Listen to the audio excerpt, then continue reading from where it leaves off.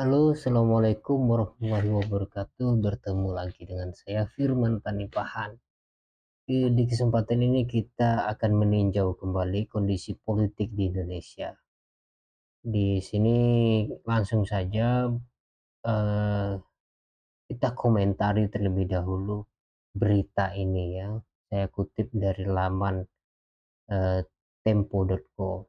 Bahlil usul pemilu kembali ke sistem proporsional tertutup. Pengamat sebut ide usang. Ih, ini kita begini ya. Kadang itu eh, ini perdebatan ini sudah lama ya tentang proporsional tertutup dan terbuka. Dua-duanya konstitusional itu sesuai ada diatur di dalam undang-undang. Namun pengamat sebut ini ide usang. Saya juga melihat bahwa terlepas dari Bahlil ya, dia sebagai menteri yang mengusulkan hal ini. Saya juga sempat membaca berita terkait ini bahwa salah satu alasan dari Bahlil ini adalah karena banyaknya atau dampak terhadap proporsional terbuka itu adalah money politik. Sementara kalau tertutup, apakah money politik itu akan hilang? Ya pasti berkurang itu saja karena proporsional tertutup. Dia bagi-baginya juga tertutup kan gitu. Pada bagian-bagian yang lebih kecil dan kasihan juga partai-partai kecil kan.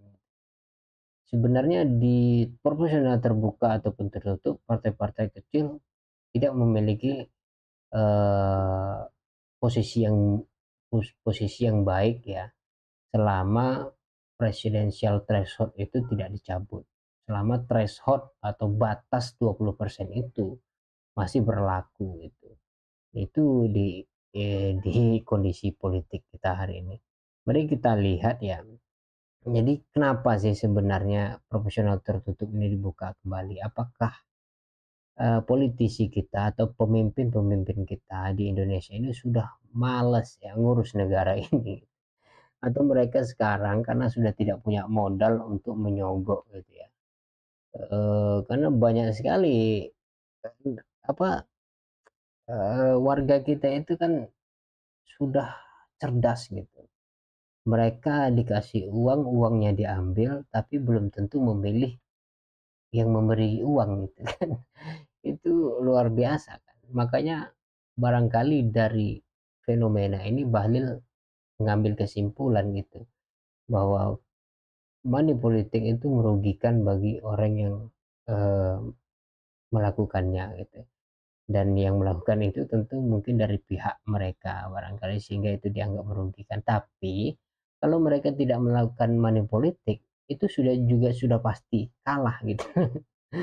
Itu, mari kita lihat terlebih dahulu ya ide usang ini seperti apa dalam berita ini. Kita amati, kita cari akarnya, analisa kabar berita ini. Tempo.co Jakarta, pengamat politik dari Universitas Al-Azhar Ujang Komarudin mengatakan usulan Menteri Investasi sekaligus politikus Partai Golkar Bahlil Lahadalia agar pemilu kembali dilakukan secara profesional tertutup tidak relevan lagi untuk dibahas saat ini. Ujang mengatakan sistem proporsional terbuka di mana pemilih langsung memilih kandidat dari partai politik saat ini sudah mapan sebagai sistem pemilu di Indonesia. Kalau menurut saya usulan Bahlil tidak usah ditanggapi ya, karena ini sudah usang, sudah out of date, kata Ujang melalui pesan suara pada Senin 29 Juli 2024. Ini tulisannya 2029. Ini salah ketik ini wartawan ini. Waduh, sekelas Tempo ini salah ketik luar biasa ini. Oke, kita lanjut. Adapun pemilu profesional tertutup adalah sistem di mana pemilih hanya dapat memilih partai politik dan tidak dapat memilih kandidat. Dalam sistem tersebut, kandidat ditentukan oleh partai politik. Ini yang tidak menariknya di dalam proporsional tertutup ya. Proporsional tertutup, partai mendelegasikan orang-orang yang terpercaya gitu kan. Eee, itu yang direpotkan gitu, artinya orang-orang yang bisa dikendalikan oleh partai itu sendiri gitu.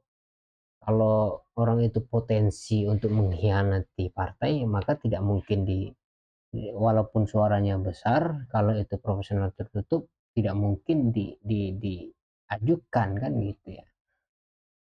Secara khusus, Ujang mengatakan wacana tersebut sudah basi setelah Mahkamah Konstitusi (MK) pada 2023 memutuskan pemilu di Indonesia. Waduh, ini oke.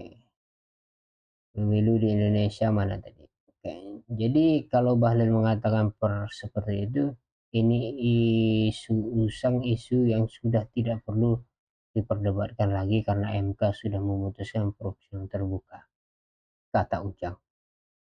Ya, begitu ya kira-kira spoiler saja, nggak usah terlalu kita baca terlalu jauh. Yang jelas proporsional tertutup dan terbuka itu sudah gamblang ya perbedaannya. Yaitu kalau dia terbuka itu dipilih langsung, pemilih itu bisa memilih langsung pilihannya, mencoblos mukanya gitu. Kadang ada orang yang di terbuka itu keuntungannya adalah kandidat yang fenomenal, yang terkenal itu kan, seperti para artis dan sebagainya itu kan, itu terkenal bisa potensi untuk menang, seperti misalnya kalau kita lihat contohnya siapa itu, Komeng itu ya kan, dia menjadi DPD hari ini kan, tinggal dilantik aja lagi. Padahal kita belum tahu dia ngerti politik atau tidak, itu kekurangannya. Yang penting terkenal, dia terpilih gitu. Sementara personal tertutup itu pasti barangkali adalah kader-kader terpilih atau pilihan dari partai itu. Hanya saja pemilih itu tidak bisa memilih langsung, dan kita tidak bisa menuntut langsung juga kalau yang kita pilih itu berkhianat terhadap bangsa kan gitu. Itu hal-hal lain lagi. Tapi kalau orang itu kita pilih langsung dan suaranya tinggi dan kita bertemu misalnya dan seterusnya, itu kita merasa memiliki tanggung jawab ketika kita memilih mereka gitu kan. Sementara kalau hanya partai saja gitu kan, partai itu kan hari ini jelek sekali ya. Semua partai itu melakukan korupsi, terlibat, pernah terjerat kasus-kasus korupsi ya seperti itu. Jadi tidak ada partai yang sebenarnya, kalau kita turun ke bawah, akar rumput misalnya, masyarakat itu kadang ikut-ikutan aja, kalau banyak partainya di sini kita ikut gitu. Tapi mereka tidak mengerti visi misi partai tersebut dan seterusnya. Di menengah atas misalnya, di perkotaan, di kabupaten dan seterusnya, kebanyakan orang memilih sosok bukan partai gitu. Apalagi kalau kita masuk kepada lingkup-lingkup pesantren dan seterusnya.